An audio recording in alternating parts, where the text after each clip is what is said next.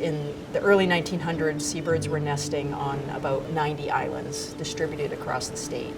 But because of either development or habitat changes or predators, at this point, over 95% of the terns and puffins and razorbills are nesting on less than 10 islands. A number of years ago, we sat down and looked at all the historical data. Which are the best of the best islands remaining out there that still need protection? And so we pieced together this network of islands, not just for puffins or terns, but all seabirds on the coast of Maine. Most of us in the U.S. will never even see these birds because they are birds that prefer to be out on the water most of their life.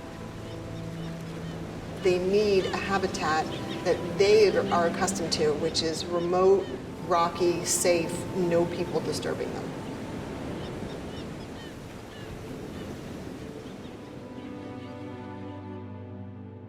We control the predators, we manage the habitat, and then during the seabird nesting season, we place seasonal technicians on the islands for 10 to 14 weeks each summer to protect the colonies, but then also to monitor them.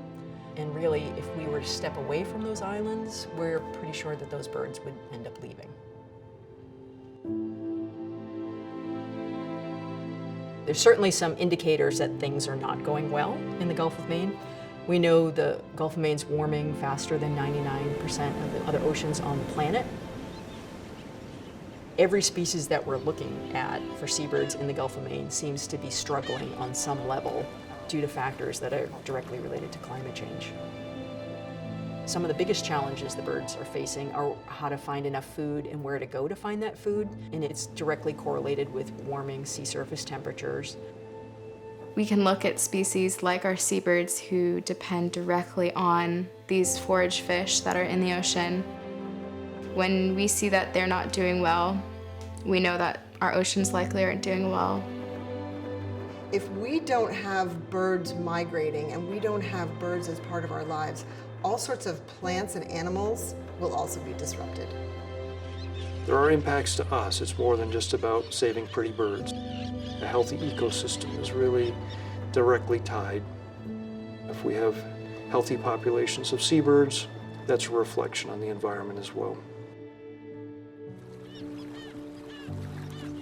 It's a combination of trying to gain as much information to be able to further protect these species as quickly as possible, understanding that these seabirds are indicating how well our oceans are doing, which we depend off of, and also just making sure that this island stays a safe place for these birds to be able to raise their young.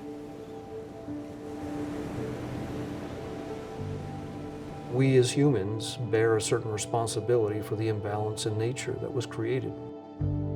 There are things we can do, and we each have a part to play in that. Because we have a lot of work to do to help this planet.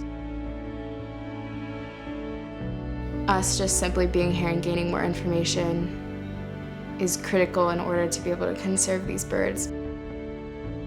That research can help protect the habitat. It can help inform lawmakers in Washington, D.C.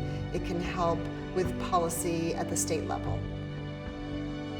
For me, I know it's really important that we don't lose species that are here.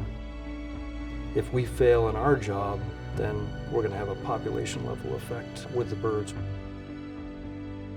The more information we have about what habitat's important to seabirds, we can start guiding some of those decisions and maybe take a proactive approach in that process.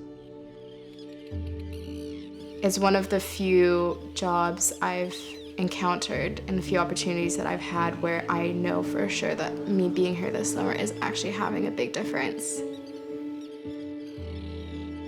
The parks really can benefit from people's support to make sure that what's here remains protected.